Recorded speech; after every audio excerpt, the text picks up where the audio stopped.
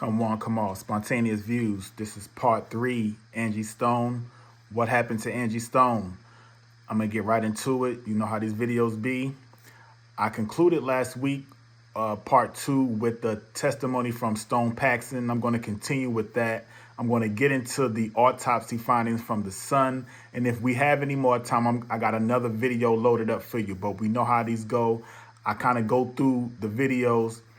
And let's just see how this goes. One thing before I start, the Simply Courtney, I've been thinking about this again, and I'm thinking like this Simply Courtney person is, this is my thing. Why is nobody, first of all, we already think, I think he's going to talk about it, but nobody, not him, I think it's another video, they talking about the NDA. Like they signed NDAs. Why? Why would you sign an NDA in this particular situation, to the point to where no celebrity, nobody has come out to say anything about this situation, this accident, this homicide. This is a criminal investigation. Period. The Simply Courtney person, you had testimony last week about the people in the van saying that they helped her. This person was saying that they helped her. Their stories were conflicting. Why did nobody in the van never stated about this Simply Courtney person coming to help? Why is she not mentioned no more?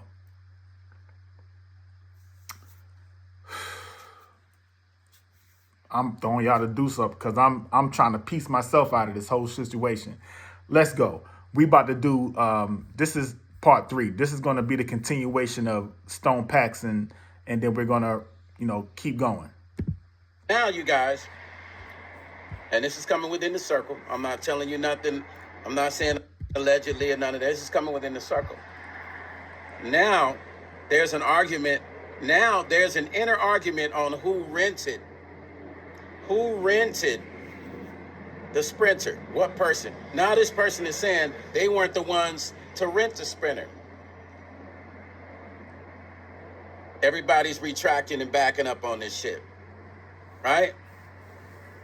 Everybody is retracting and backing up on this now. I didn't rent the Sprinter. It was you. No, you rented the Sprinter. No, it was you. Now, everybody's wondering why no one has spoken. Your mower smokes meat? Oh, a smoker cuts grass. Awesome. It is awesome. It is awesome. Forgive me. And in the next video, there's some things I'm going to show you. So we're going to go over Angie's percentages and stuff and what she was getting from her. We're gonna go over her percentages and what she was getting from with her publishing, with some of her original agreements, and we're gonna, I'm gonna talk about that. We're gonna go over the percentages and stuff as far as what she was getting in ownership of her publishing, right? We're gonna get to that maybe on the next video, right?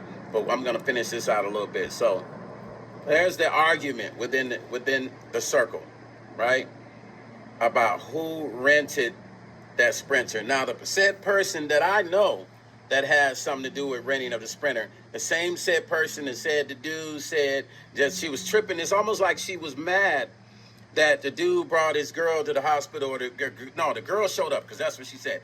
The dude's girlfriend showed up, and I guess he was acting funny. And why would he be acting funny? I mean, you guys, I don't know. You guys tell me your thoughts. Why would he be acting funny? Because maybe he didn't want his girl to know that him and said person in our circle and in the circle have been having some sort of either phone calls, intimate phone calls, or maybe they had messed around with each other. Whatever the case may be, there's something there. Because why would it be told to me? I will repeat exactly verbatim what this said person said to me. He's acting funny. Who? The driver. Yeah, acting all funny and stuff. But just a week ago, he was telling me that he wanted to eat my ass out and all that shit. So why, who has conversations like this? Men or women, who has conversations like this if there's not a situation going on with the both of those persons? If those two people didn't have something going on, why would that be told to me? Why would that be such a concern to that person when that dude's girl is there at the hospital with him? I'm just saying. I'm just saying. Shit Okay. ain't making sense, man. Hold up. Okay. On my last video, I talked about the girl being at the hospital. I'm still trying to find out when is someone going to come out and say where did she come from? Like I'm hearing this testimony about her coming to the hospital because she was obviously worried about him being in an accident. My thing is, does she stay around that surrounding area? Like, because they were traveling to Baltimore, if I'm not mistaken, from Alabama after she had the concert. After she had her concert, they were traveling to Baltimore. So my thing is, where did the girl come into place at? Like, was she already on the scene? Like, where? Why did she just come out the blue? Like, I don't think people are kind of under. Like, I'm hearing him, but maybe I need to hear some more because I'm still trying to figure out where did she come from. Like, was she at the concert? Like, you know. Man, that's not making sense. Now, I reached out to the detective in Alabama to try to, share this information. They haven't hit me back. I think I got a missed phone call from them because I feel like this is vital information, you guys. Think about what I'm saying. The sleeper cell, the same person is still around the family. I'm sure that person didn't share with the family what she said to me. I'm sure that person did not tell the family what they told me that morning.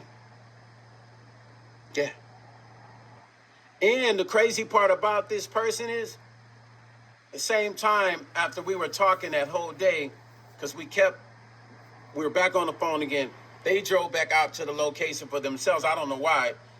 They told me they were just going to see, to make sense of it, right? So they drove back to the location to look at everything. And that said person was telling me, well, I drove back down there. She had one of the people that was in the van get in there with her, and they drove back to look at the location. Why would you do that? I mean, I probably would have done it too, but being that I mean, if that's a loved one that passed, I can see that happening. But I'm not saying that she wasn't close to Angie. God rest her soul.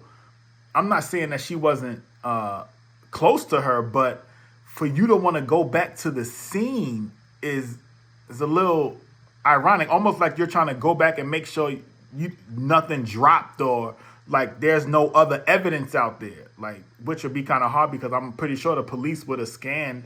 But I mean, to be honest with you, allegedly, this is an alleged video, entertainment purposes. Hell, the police probably was on it anyway. How do we know? I mean, they're gonna steer us in a direction that's gonna put us on a wild goose chase. But you have to think outside the box with this with this situation because it's weird. You know what I'm saying? I'm just being honest with you. If it was a loved one, yeah, I'm gonna go back because you want to share some type of memory that they might have left back behind. If it was an accident. But I don't think Angie Stone had any type of siblings or anyone, cousins or aunts or anyone that'll make you want to go back to the scene. But hey, people do stuff. Hey, people grieve different. that person was connected to the driver, why would that person drive back over there to look at the location to see what? Like, what are you I'm just trying to see? make sense of it, you guys. Now, once again, what That's I'm saying to fishy. you is not what I heard from another blogger. It's not somebody page I went to and pulled the information. I'm telling you something from the inside, you guys. Something from the inside. And for all you people that are saying some of the stupidest shit, and I think it's the first time y'all hear me cuss. Come on, man. Use your brains. I'm giving you solid information, and you're on here saying some of the stupidest things I've ever heard, man. Wake up, man. We are operating, this situation is operating in the second and third dimension. Understand that, man. Understand that. What I just told you is facts. You don't have to believe me. Believe what you want to believe. Go on. It seems like when people lie, people believe the lie. When people Yeah. Well, real quick, his video is about to end in about 2 or 3 minutes, but first he said second and third dimension. That was interesting that he said that because this is a spiritual attack. So you have to look at it spiritually. Sometimes we're accustomed to reviewing stuff in the fleshly realm of things, and sometimes we have to just look at it spiritually. Like this was an attack. This was something. That's why so much mystery involved in this, because it's a spiritual attack. They have to bring it in this sort of this has to be the way it has to be presented to us, so it could confuse us. That's what they want to do. It's all about confusion. When it comes to death, especially when it comes to Hollywood and like the music industry, they always want to bring mystery behind it, because it still puts that person in the limelight, and they still going to continue to sell records, like i.e. Prince and Michael Jackson and all these fallen people that basically got unalived untimingly. I feel they're going to always live up on their music always being bought and being exploited. Basically, that's what it is. When we bring mysticism into certain things, we attract to stuff like that because it's spooky, and we like, ooh, so you want to kind of be around that and understand the world that we live in. It's a lot of a demonic activity that goes on. So it's a spiritual attack. It's a spiritual attachment that they want the people to have you keep coming back, buying up their music years in and years out for generations and generations. That's just how it is. People tell the truth. Seems like that's harder for people to believe. I'm about to conclude this video right here. I'm about to go into the autopsy video. That video might be a little long. I'm hoping I don't exceed the time again today. So if you want to believe the lie, continue to believe the lie. I'm giving you the truth. I'm giving you information right from the top. So believe what you want to believe. Part 5 coming. We're going to get into Angie's, what she owned, her percentages in publishing. And I'm going to talk about that. And also I'm going to share with you why nobody in the band is speaking. I said I wasn't going to make this long. I think this is the shortest. Well, I kind of got a video that's going to touch up on that. We're going to get into why. Okay, I'm a piggyback off of veggie back. You know, I don't eat pork no more. But anyway, I'm a veggie back off of some of his videos. Probably not this one, because I kind of already included it. That concluded one of his videos. I'm gonna go back to him, but I kind of want to dip into this autopsy video. I'm hoping that this video is can get to the point of what I want to like put together, and I want to conclude with this last video. Here we go. This is the truth always comes out, but no one expected Angie Stone's own son to reveal something that would shake the entire music industry. After weeks of silence following his mother's sudden passing, Michael Stone finally spoke out, and what he revealed changed everything. Official reports claim that Angie's death was a tragic accident linked to her long-standing health issues. But Michael knew something wasn't right. The details in the autopsy report didn't match the story the world was told. And when he started digging deeper, he uncovered shocking evidence that made him believe his mother's death was not an accident at all. Angie Stone was a legend, a powerhouse in soul and R&B, who had spent her entire life fighting for her music, her legacy, and her family. She had built a career from the ground up, pushing through every challenge the music industry threw at her. But in her final days, something about her was different. Friends and family noticed that she was acting strange, missing calls, canceling appearances, and even talking about feeling watched. Some close to her said she had grown paranoid, constantly looking over her shoulder as if she feared something bad was about to happen. At first, everyone thought it was just stress or exhaustion from years of battles in the music industry.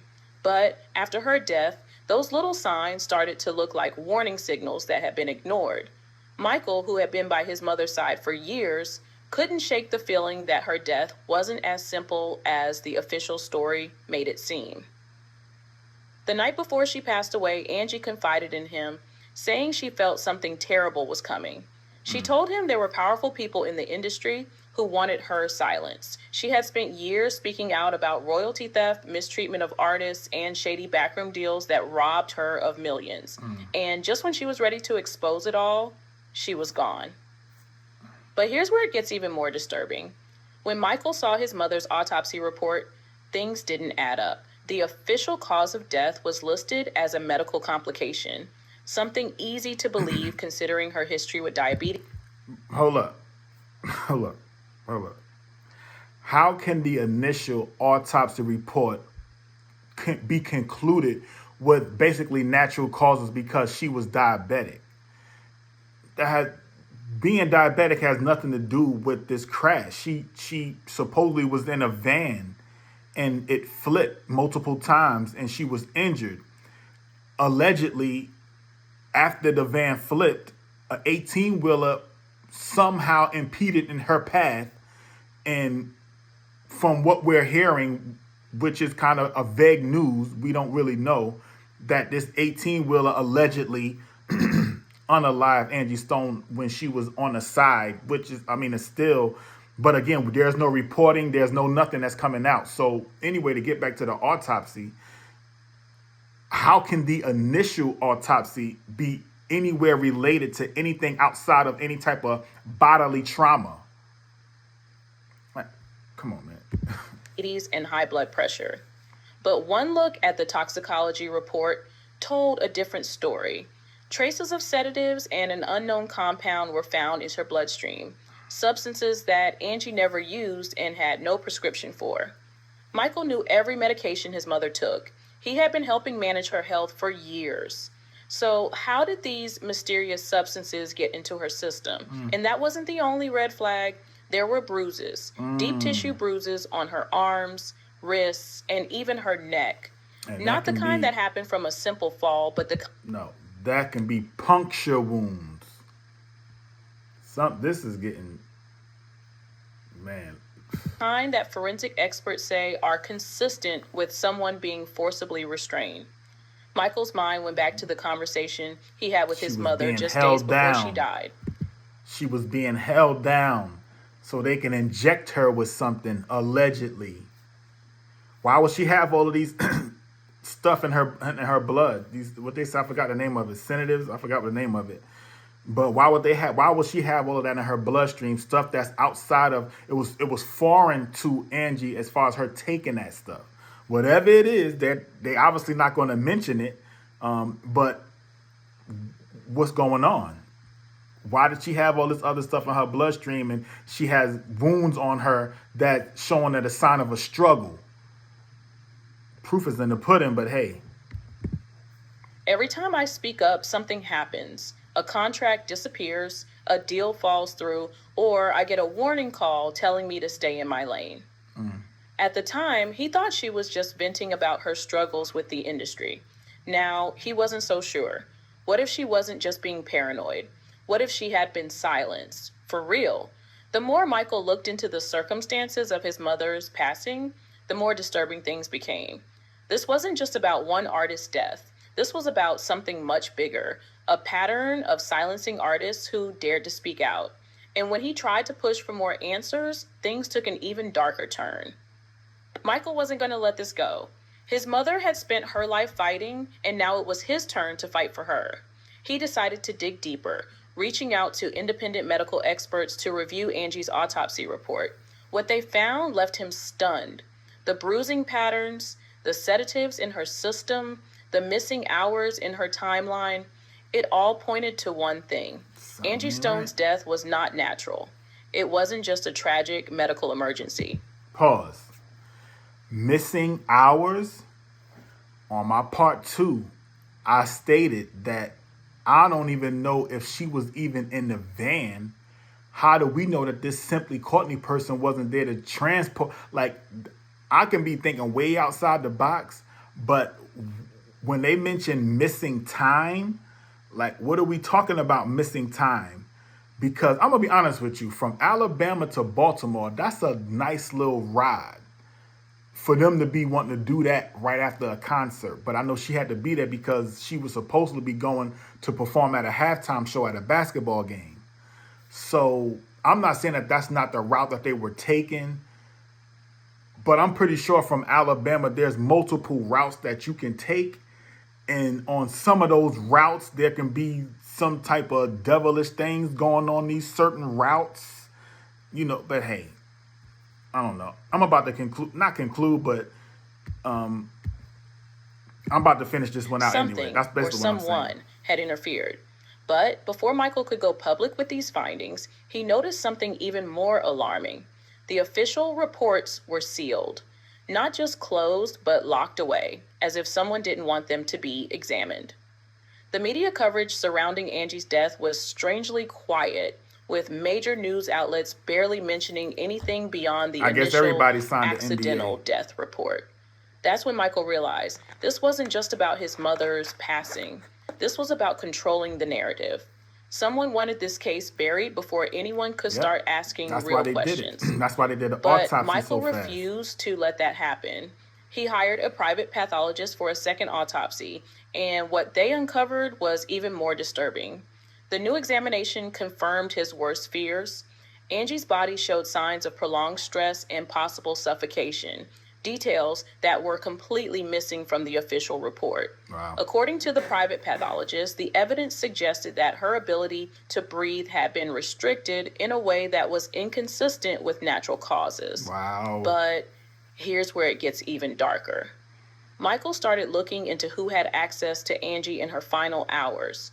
He checked security footage, phone records, and hospital logs, only to find gaps in the timeline. Surveillance cameras in the area had missing footage during key moments, and several calls from Angie's phone had been deleted.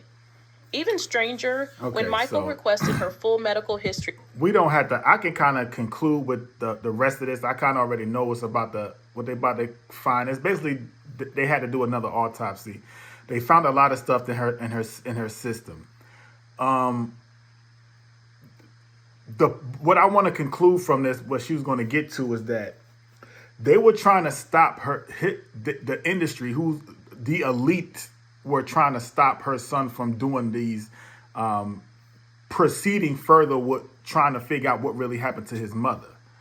So he was getting a lot of death threats, but he was still pursuing, like, I don't care. But ultimately, he's kind of at a standstill, if that makes any sense, when it comes to it, because there's still going to be files that's going to be sealed, and he's not that well connected to get that involved with this, with trying to really get down to the bottom of what really happened to his mother. But I'm gonna do a little bit. I'm gonna get to my last video, and I might have to. Well, it's not a might. Part 4 is gonna come up, and this video that I'm gonna do next is gonna be within this one and probably the beginning of part 4. From the hospital, he was denied access, even as her son. It was almost as if someone was covering their tracks. Right. Then an anonymous source contacted him. This person, someone deep inside the music industry, warned Michael to stop asking questions. See, they told him that Angie had been playing a dangerous game and that people like her don't get to walk away. The message was clear. This wasn't an accident. Angie Stone had become a threat to powerful people, and now Michael was being warned to stay silent too. Yeah. So I might play a little bit more of that on the next one, but I want to get to this last video. Basically, what this video is, this is a guy that, what I'm trying to say his name and think about what he's saying at the same time. I'll get to the name later, but he's gonna talk about the people that were in the van and how they allegedly might have signed NDAs. I'm gonna conclude with this part right here.